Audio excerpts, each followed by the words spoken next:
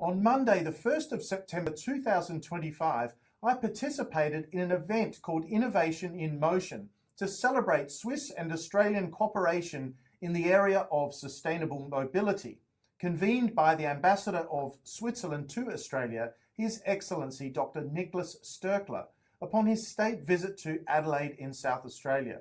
In today's episode, let's take a closer look at the event.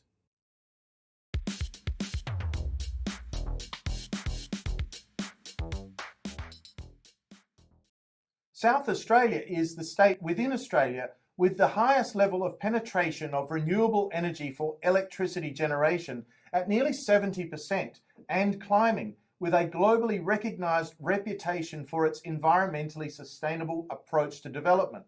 In the words of the Ambassador, South Australia is a renewable energy powerhouse. The capital city of South Australia, Adelaide, is one of the final two cities in the running to host the 31st Conference of the Parties to the United Nations Framework Convention on Climate Change, otherwise called COP31, to be held in November of 2026.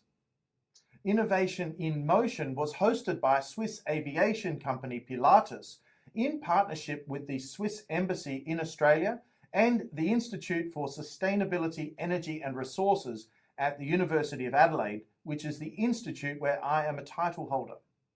The Honourable Dr. Susan Close, the Deputy Premier of South Australia, gave a welcoming address during which she demonstrated her language skills in Italian, French and German, which are all official languages of Switzerland.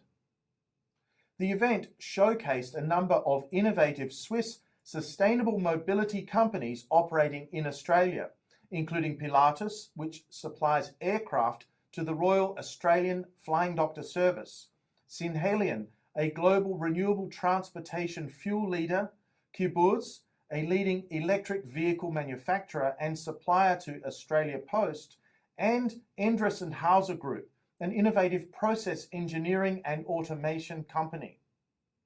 In attendance were also members of the aCentauri solar racing team from the world-renowned ETH Zürich University, who had just completed the 3,000-kilometre journey from Darwin to Adelaide in the Bridgestone World Solar Challenge.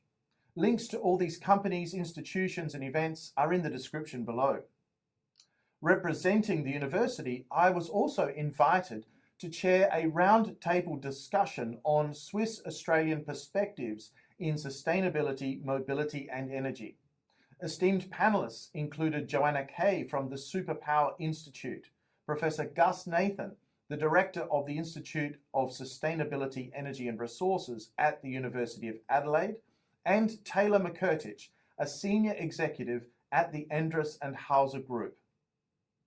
The roundtable was convened to showcase Swiss-Australian collaboration in clean energy, sustainable mobility, industrial decarbonisation and innovation.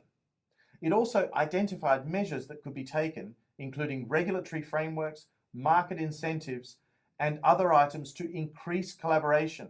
Here are a few clips from the roundtable. We have a fantastic panel with us, and the first one is Professor Gus Nathan, or Graham Nathan, who's the Director of ISER, the Institute for Sustainability, Energy and Resources at the University of Adelaide. Thank you very much for the invitation.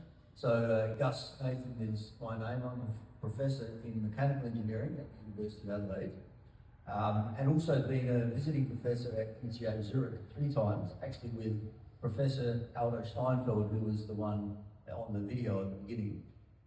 I think the area of the fuels that was highlighted is one area that I've seen there's a lot of similarities and I guess synergistic research.